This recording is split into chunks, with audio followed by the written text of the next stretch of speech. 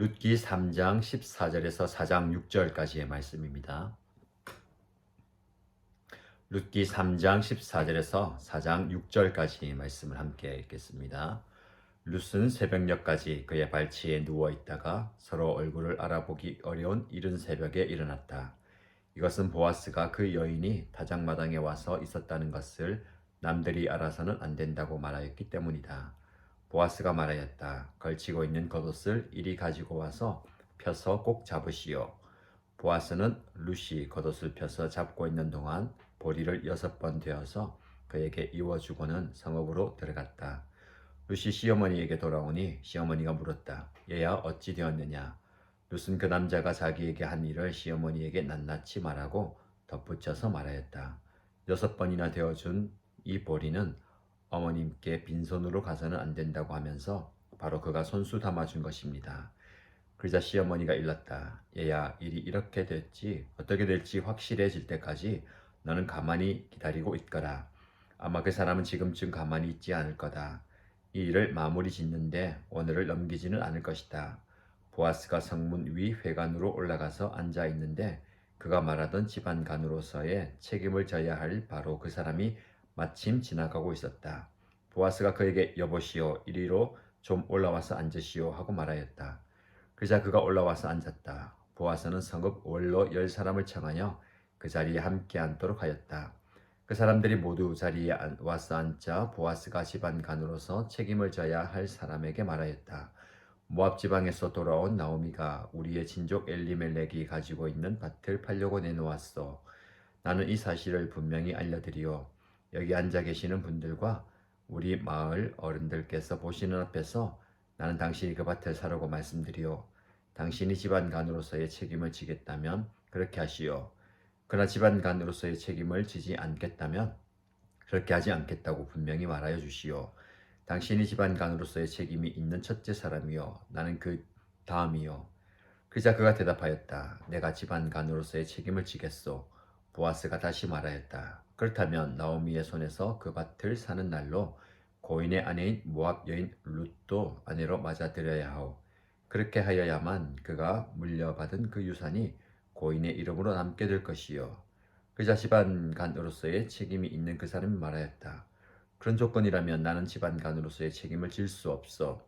잘못하다가는 내 재산만 축나겠어. 나는 그 책임을 질 수 없으니 당신이 내가 져야 할 집안간으로서의 책임을 지시오. 아멘. 네, 오늘 읽은 본문의 말씀을 중심으로 의무와 권리 사이에서라는 제목으로 하나님의 말씀을 함께 나누도록 하겠습니다. 룻이 보아스가 다장마당에서 자고 있을 때에 발치에 누웠고 그 발치에 누워 자던 룻을 발견한 보아스에게 당신이 우리 집안 간에 우리를 책임지고 맡아야 할 사람이니 그 의무를 다하십시오 라고 이야기하는 룻에게 그렇게 하겠다고 합니다. 다만 자기보다 먼저 책임을 져야 할 한 사람이 있는데 그 사람의 마음을 의중을 물어본 뒤에 그가 그 책임을 지지 않겠다고 하면 내가 그 책임을 다하겠다라고 말하였죠. 그리고 새벽녘에 그 발치에 누워 있던 룻을 조용히 보냅니다. 남들이 일어나기 전에 어떤 구설에 휘말리기 전에 조용히 집에 보내죠. 근데 보낼 때에 그냥 보내고 있는 것이 아니라 겉옷을 벗어서 펼치라고 얘기하고 보리 6대를 담아 줍니다. 그리고 그 6대의 보리를 가지고 와서 나오미에게 룻은 이릅니다. 궁금해하던 나오미에게 어머니가 한 대로 다 했고 또 6번이나 되어서 준 보리를 어머니에게 빈손으로 가서는 안 된다고 하면서 챙겨줍니다. 이것만 봐도 보아스의 사람 됨됨이에 대해서 참 알 수가 있습니다. 룻을 그냥 빈손으로 보내지 않고 또 다른 사람들의 말에 오르내리지 않도록 조용히 조심해서 보내는 것, 그것만 봐도 보아스의 사람 됨됨이를 볼 수가 있죠. 그리고 그 6번 보리를 데워준 것에 대한 6번의 의미를 좀 살펴보고자 합니다. 7은 완전수이죠. 그리고 7일째 되는 날은 안식일입니다. 6이라는 것은 그 7을 바라보는 수입니다. 하루만 지나면, 한수만 더 차면 7, 완전수 안식이 온다. 그래서 안식인 전날에는 안식일을 기다리고 기대하는 마음이 있죠. 이 6은 완전한 채워짐에 대한 기다림의 수입니다. 아직까지 나오미의 텅 빈 그 인생이 완전히 채워지지는 않습니다. 그러나 이제 곧 하나님의 인애로 채워질 것을 기다리는 그런 모습이죠. 그리고 본문의 말씀 보면 이제 시어머니 나오미가 룻에게 이렇게 얘기합니다. 얘야, 일이 어떻게 될지 확실해질 때까지 너는 가만히 기다리고 있어라. 그 전에는 용기를 내어서 보아스의 발치에 가서 적극적으로 구애를 하고 청혼을 하라. 당신이 우리의 기업 물을 자이고 우리를 맡을 자입니다. 그래서 그 책임을 다하십시오라고 용기 있는 결단과 행동을 취하게 했습니다. 이제는 모든 것들이 이제는 보아스의 손에 넘어갔기 때문에 이제 우리는 가만히 기다리자라는 거죠. 우리가 열심히 적극적으로 용기를 내어서 움직여야 할 때가 있고 취해야 할 때가 있습니다. 그러나 기다려야 할 때도 있습니다.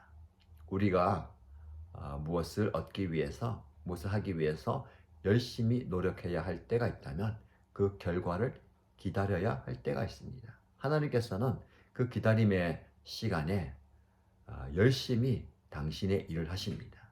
나미도 그것을 알았던 것 같습니다. 너는 가만히 기다리라. 아마 그 사람은 지금쯤 가만히 있지 않을 것이다.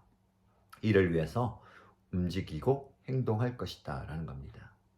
우리가 하나님의 때와 하나님의 뜻과 하나님의 일을 기다릴 때에 우리는 가만히 있지만 하나님은 가만히 있지 않으십니다. 그 일을 그 적절한 때와 적절한 방법으로 이루시기 위해서 지금도 우리를 위해서 일하고 계십니다. 지금 여러분 혹시 조용히 하나님께서 일하시고 하나님께서 응답하실 것을 기다려야 할 때입니까? 그 기다림의 시간이 지겹고 또 힘들다 하더라도 하나님께서 행하실 것을 기다려야 합니다. 그 응답의 때는 기다리는 여러분에게 찾아올 것입니다. 그래서 우리에게 필요한 것은요, 기다려야 할 때인지 움직여야 할 때인지 분별할 수 있는 지혜입니다. 그리고 기다려야 할 때는 진득하게 인내하면서 하나님께서 행하실 것을 기다려야 합니다. 자, 이제 보아스는 어떻게 일합니까? 성문에 가서 지나가던 사람들 쳐다보고 있죠. 근데 본문의 말씀 보니까 집안 간으로서의 책임을 져야 할 바로 그 사람이 마침 지나가고 있었다. 여기서 마침 하나님의 우연을 가장한 필연입니다. 지난번에 룻이 우연히 보아스의 밭에 가서 이삭을 주울 때에 마침 보아스가 그 밭에 나왔다라고 할 때의 그 마침입니다. 보아스가 룻의 이야기를 듣고 그 기업 물을 자를 만나야 하고 그 사람에게 확답을 받아야 하는 그 마침 그 사람이 지나가고 있습니다. 하나님께서 모든 것을 다 마침 맞게 이루어 가시는 것을 보게 됩니다. 그 사람을 부르죠. 그리고 증인이 되어야 할 10명의 장로도 불러서 여러 가지 일들을 이야기합니다. 엘리멜렉의 가까운 친족으로서 그의 기업을 물을 자가 당신인데 당신이 그 기업을 물으겠습니까? 책임을 지겠습니까? 그 엘리멜렉의 소유가 있던 그 밭을 사겠습니까? 라고 물어봅니다. 그 사람은 어떻게 대답합니까? 네, 제가 그 밭을 사겠습니다. 라고 대답하죠. 어떻게 보면 룻과 나오미의 기대가 한순간에 무너지는 순간입니다. 보아스를 바라보고 보아스가 자기들을 책임져 줄 것을 기대하면서 이 기업을 물으라고 했는데 예상치도 못하게 그 사람, 다른 사람이 그 밭을 사겠다고 합니다. 근데 보아스는 그 밭을 사겠다고 이야기하는 그 사람에게 그 집안 간의 책임이 더 있다라고 얘기합니다. 무엇이냐면 그 고인의 아내인 모압 여인 룻도 아내로 맞아들여야 한다. 그리고 그 아내로 맞아들여서 자손을 낳게 되고 아들을 낳게 되고 그 아들이 낳게 되면 모든 물렀던 그 밭을 그 아들에게 유산으로 주어야 합니다. 가만히 들어보니까 그 책임이 있는 그 사람이 그 조건이라면 나는 그 책임을 질 수 없다라고 얘기합니다. 왜 그랬을까요? 그 밭을 사는 것은 유익이 될 수 있습니다. 그런데 그 모압 여인 룻을 아내로 맞아들이고 그 룻과의 관계 속에서 낳은 아들이 자신의 그 밭을 산 유산을 그대로 물러 받아야 된다면 가만히 생각해 보니까 손해가 되는 거죠.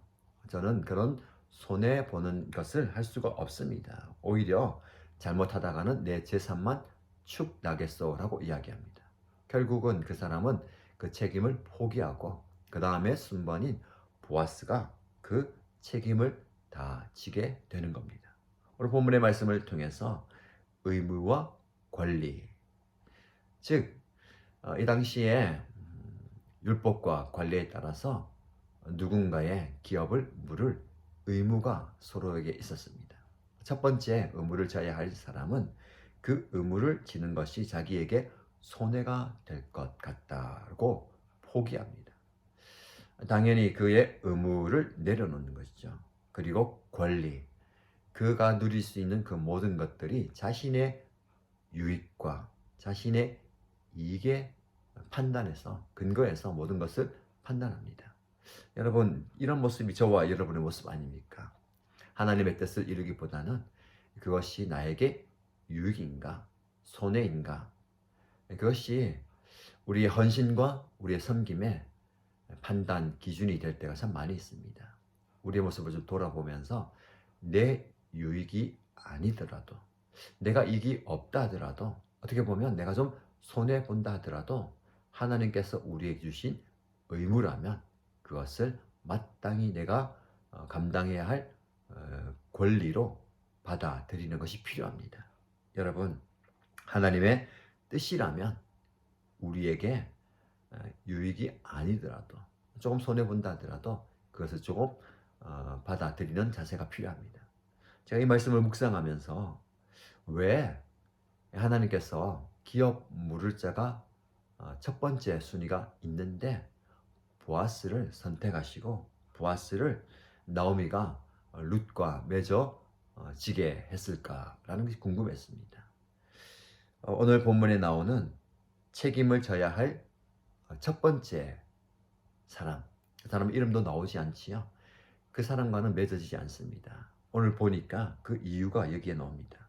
보아스는 룻을 향해서, 나오미의 가정을 향해서 굉장한 호의와 선대를 베풉니다. 가만히 보면 그 가정에만 베풀었던 것이 아닌 것 같아요. 많은 사람들에게 선의를 베풀고 헤세드, 인애를 베풀어 왔던 사람입니다. 자기가 좀 손해본다 하더라도 가난한 사람들, 도움이 필요한 사람들을 적극적으로 도와주고 그 필요에 응답했던 사람인 것을 보게 됩니다. 그런데 기업 물을 그 친족, 가장 가까이에 있는 그 친족은 그런 사람이 아니었습니다. 자기에게 유익이 될 것 같아서 그 밭을 내가 사겠습니다 라고 했다가 모압 여인 룻과 결혼해야 된다는 것을 이야기 들었을 때는 오히려 내가 손해볼 것 같고 재산이 축날 것 같다고 해서 그 고엘, 기업 물을 것을 포기하는 모습을 볼 때에 그는 다른 사람을 향한 호의와 선대, 인애가 없는 사람임이 분명합니다. 저와 여러분 이 말씀을 통해서 좀 적용하고 싶은 것은 우리도 이 보아스처럼 하나님께서 주신 그 은혜와 인애가 우리를 통해서 흘러가는 사람이 되었으면 좋겠습니다.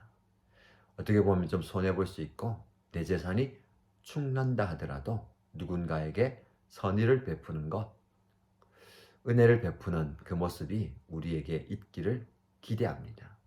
우리를 통해서 누군가가 하나님의 헤세드를 경험하게 되는 것. 오늘 본문의 말씀 더 나가서 룻기 말씀 전체를 통해서 이런 보아스의 삶이 저와 여러분의 삶이 되었으면 참 좋겠습니다. 이런 은혜가 우리를 통해서 우리의 선의와 호의를 통해서 흘러가게 되기를 주님의 이름으로 축복합니다. 기도하겠습니다. 하나님 아버지, 룻과 보아스가 맺어지는 그 과정을 보면서 하나님께서 놀랍게 역사하시고 섭리하심을 보게 됩니다. 적극적으로 룻과 나오미가 보아스와의 그 만남을 추진했지만 가만히 기다려야 할 때에 기다리면서 하나님께서 행하신 것을 보게 됩니다. 우리의 삶 가운데서도 내가 적극적으로 열심히 용기를 내어서 일하고 움직여야 할 때가 있다면 가만히 하나님께서 행하실 것을 기대하면서 기다려야 할 때도 있음을 봅니다. 지금 우리가 하나님의 일하심을 기다려야 할 때라면 인내하면서 놀라운 일을 행하실 그 하나님의 때와 하나님의 방법을 기다리는 지혜도 허락하여 주옵소서.